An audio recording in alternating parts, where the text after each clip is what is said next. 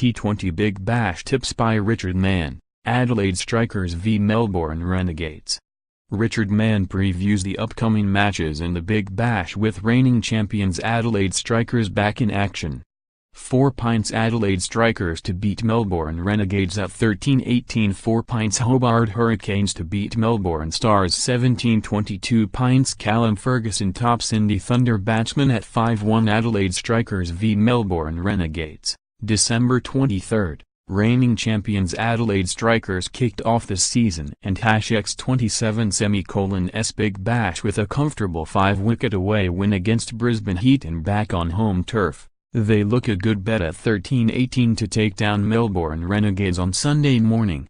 The Strikers made Adelaide quite the fortress last year, going unbeaten on their home patch throughout the competition before overpowering Hobart Hurricanes in the final back at the same venue. With the pitch generally flat and true, it takes a good attack to prosper here, and the Strikers have one of the best in T20 cricket, with Afghanistan leg spinner Rashid Khan leading a bowling unit that also features Peter Siddle and Billy Stainlake. Despite the continued loss of Travis Head due to international duty, the batting remains highly serviceable, with the exciting Alex Carey ably supported by Colin Ingram and Jake Weatherald, and they should have too many guns for the Renegades. Minus Aaron Finch and the outgoing Dwayne Bravo, the Renegades look light on star quality this season despite their opening victory over Perth Scorchers. The Renegades bundled out the Scorchers for only 103, but the fact they found themselves reduced to 17-4 in reply is an indication of the frailties that exist in their lineup. The Strikers are a highly skilled and professional outfit, and one and #27 as forgiving as Perth were, especially in home conditions. Betting at odds-on in T20 cricket can be fraught with danger, but there are exceptions, and the Strikers rate a good bet here. Hobart Hurricanes v Melbourne Stars, December 24. Last season and #27's runners-up Hobart Hurricanes made a winning start when beating Brisbane Heat on Saturday and look serious players again this year.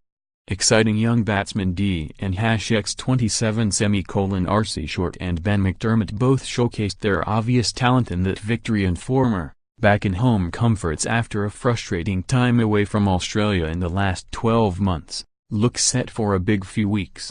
Short blasted 67 from 52 balls against Brisbane, clearly appreciating pace on the ball on the return to flat, hard Australian pitches, having struggled against spin in the IPL and on Australia and #27's recent tour of Dubai.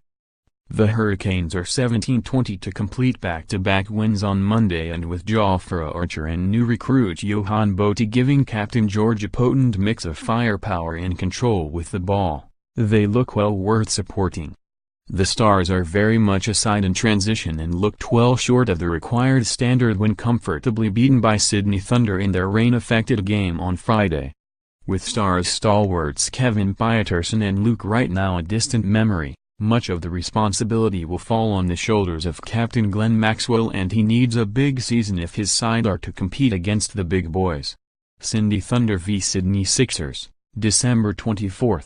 Both Sydney sides made winning starts to the competition, and this local derby could easily go either way.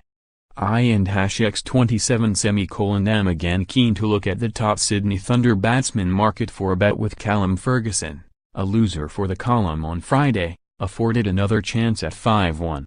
Ferguson was a 13-halves chance on that occasion, owing to the fact that many observers would have expected the South Australian to bat below Joe Root in the batting order. Nevertheless, the classy Ferguson came in at number 3 on Friday following an impressive run of form in the warm-up fixtures that came on the back of a strong Vitality Blast campaign for Worcestershire earlier in the year. He looked in good touch, too, until perishing for 15 and 390 runs at an average of 48.75 for Worcestershire in the Blast last summer is a clear illustration of his capabilities.